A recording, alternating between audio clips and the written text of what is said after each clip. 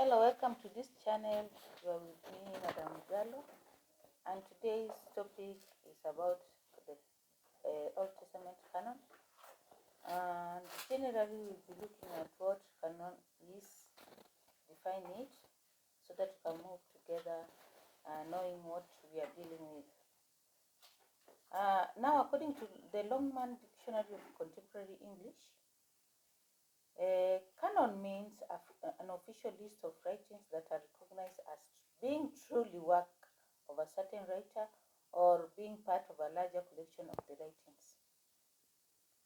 And the word actually comes from the Greek word canon, and it means something straight.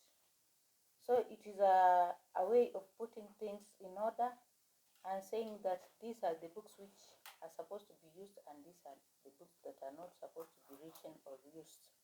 So in a metaphorical sense, it refers to any norm or rule or standard of measurement.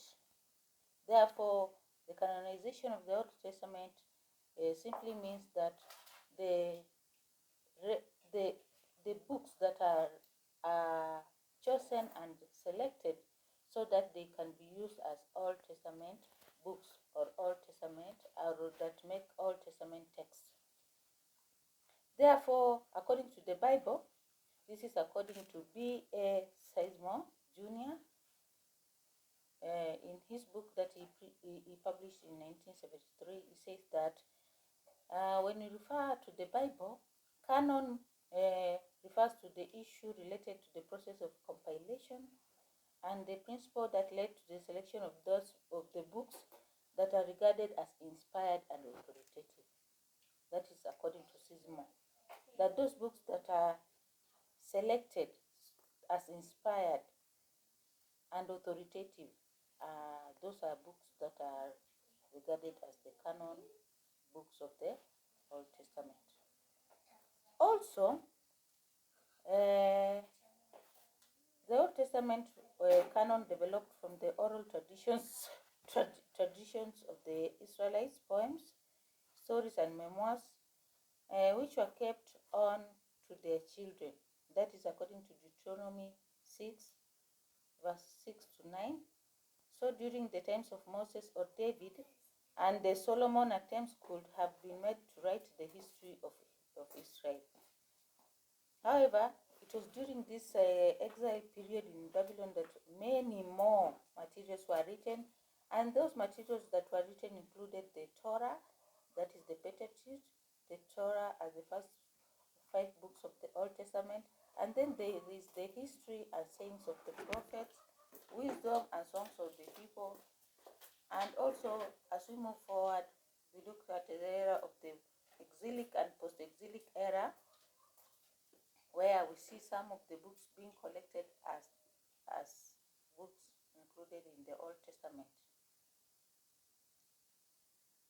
Canonization was a very important practice so that you can know which books of the Old Testament should be used regarding where or under which circumstance. Now, the Bible, that is the Hebrew Bible, is not the same as that of the Christian Old Testament that we know. However, the content that is in the Hebrew history is just the same as the one that is found in the Christian Old Testament. So some of the books that are found in the Hebrew Bible include the law, that is the Pentateuch. And when we are talking about the law books, we are naming some of the books like Genesis, Exodus, Leviticus, Deuteronomy, and Numbers. Another section under the Old Testament is the prophets, and here we have the minor prophet and the major prophets. There are former prophets and the minor prophets. So former prophets include Joshua, Judges, Samuel, Kings, and latter prophets include Isaiah, Jeremiah, Ezekiel. Those are some of the prophets that are regarded in this section. Another section in the Old Testament is the writings, and we are talking about the writings. We are referring to the books like Psalms, Proverbs, and the Song of Solomon, Solomon, among others. That includes Esther, Daniel, Ezra, Nehemiah. This book includes the writings, and they are included in the Old Testament texts. Therefore, this brings a difference in the Christian Old Testament, where we see that Ruth now comes after Judges, and First and Second Chronicles come after Kings, and Esther comes after Nehemiah. The book of Samuel and Kings are split into two each, where we have First Samuel, Second Samuel, First King, Second Kings. And then Ezra and Nehemiah have been split into two.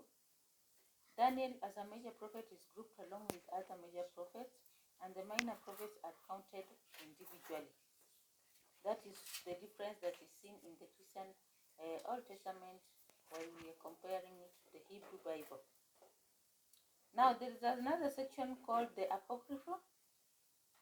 There are 39 books in the Old Testament, and there are 15 other books in the Roman and Catholic Bibles. And these extra books in the Roman and Orthodox Catholic Bibles are what we call the Apocrypha. And this book includes First and Second Esdras, Tobit, Judith, and another book that is there is the Wisdom of Solomon, Ecclesiastic, Baruch, the Letter of Jeremiah, the Story of Susanna, the Prayer of Azariah, Story of Bel and Dragon, Prayer of Manasseh, and First and Second Maccabees. So those are some of the books that are called the Apocrypha, and we see them in the Roman and the Orthodox Catholic Bibles. Some Christians read these books today for their moral values. Some other important Hebrew materials that are not canonized either in the Hebrew or Greek scriptures are known as pseudepigraphy.